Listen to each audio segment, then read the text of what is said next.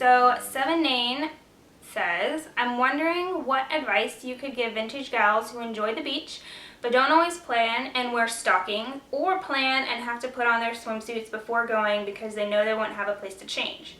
And what about beach hair and makeup for those of us who actually like to bathe? Awesome. So this is a question that I have had experience with since I've been down here at Florida, because the thing I was so excited about when I moved down here was the beach. I love the beach. I love the ocean. I love being by the water, boating on the water. I just love being by the ocean. It's epic.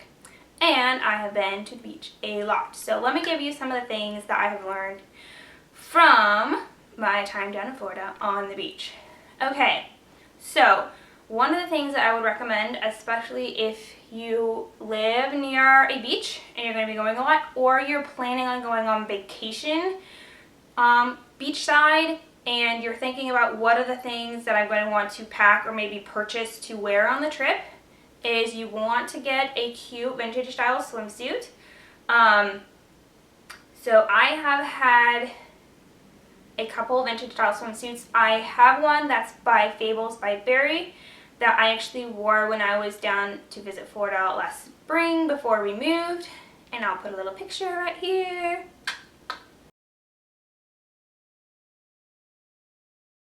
And I adore that swimsuit. The problem is I lost some weight and it's too big. Too big swimsuits are bad, especially two pieces, because they can fall off. So can't wear that one anymore unless I get fat over Christmas. So maybe in the winter I'll be able to wear it again. Now my other swimsuit, I haven't had pictures taken in yet, but it's this red, it's a red halter top, and it's got this great ruching detail. Okay. So it's kind of the traditional like 50s pinup style swimsuit, and I got this at Walmart for like 30 bucks. So you don't have to spend a fortune to get a vintage style swimsuit, but one pieces are super good, although you can find cute two piece ones too. So you definitely want a suit. If, now as far as dressing for when you're going to the beach, I would say you want to invest in some kind of vintage style cover-up. I'm currently working on this pattern. This is the Wearing History Sun-Kissed Sweetheart Tropical Separates pattern. And I'm making a skirt and the little, top to go with it to wear over my swimsuit. Okay, so that if I'm going to the beach, I can throw that on top of my swimsuit. I could still, maybe run to the grocery store or do some errands beforehand and look put together. But it will also be very easy to wear with my suit. You can also just wear your suit under a regular outfit, especially here in Florida. That's not an uncommon sight to see someone where you can tell they're wearing a bathing suit under their clothes because it's quite close to the beach.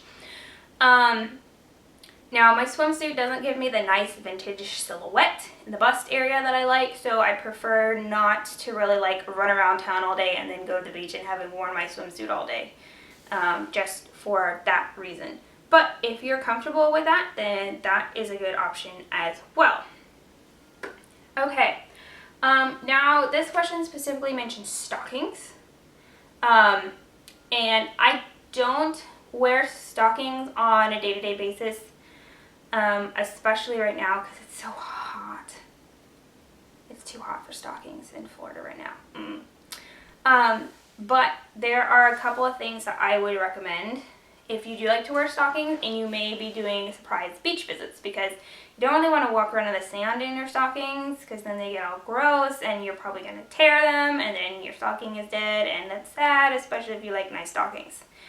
So I recommend getting the clip-on kind of stockings where you have to attach them to your garter belt with one of these little doohickeys, okay? And then when you go to the beach, you can just unclip your stockings, roll them off, and wander around in the sand. And then when you're done with the beach, you can rinse and dry off your feet, put your stocking backs on, and clip them on, versus more of the pantyhose type, which can be a little bit more awkward. It's a lot easier and I feel more discreet to take off one of these tied. You kind of pull your skirt up a little bit and unclip it, and then, like that. If you are wearing, especially if you're wearing a garter or a waist cinch or something and you have to change out of that into a swimsuit, you're definitely going to need a place to change. There's not really any kind of easy way to get out of that and into a swimsuit without flashing the entire world. So that is not going to be something that's very easy to do. As far as hair and makeup, what I usually do for my hair looks very similar to what I'm wearing right now, except I don't bring the snoot. So I just kind of take the sides, twist them back, and leave the rest of it down. I don't bother pin curling my hair if I know I'm going to the beach, because it's not going to last on the beach. It's windy, I'm going to be wet. So those are the enemies of a great pin curl set. You can also do a cute 50s ponytail, or maybe braids. Braids are nice. Those are all going to be very beach friendly hairstyles. I like to have my hair up at least a little bit because it is very windy at the beach.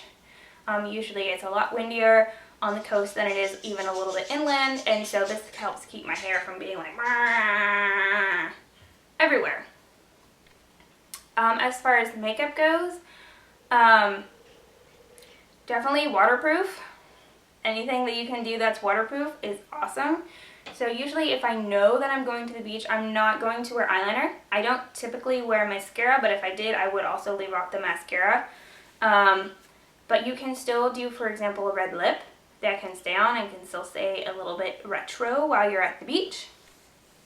And then of course sunscreen, and more sunscreen, and a parasol, and a beach umbrella, and a sunscreen, and some more sunscreen, and reapply the sunscreen so you don't get burnt and ruin your lovely complexion. I have actually gone to the beach wearing like a regular vintage outfit and just gone wading. You can do that, especially if you have something that's made of a natural fiber on your bottom half. That way if you get wet, you can dry off really quickly. And I like the kind of more for 40s style A-line skirts rather than the big poofy 50s skirts because of the wind factor, because if it's windy and you go whoosh and you'll be Marilyn on the beach. And we are ladies, we do not want to be Marilyn on the beach, okay? Unless she's wearing a really cute bikini. Those are my beach tips.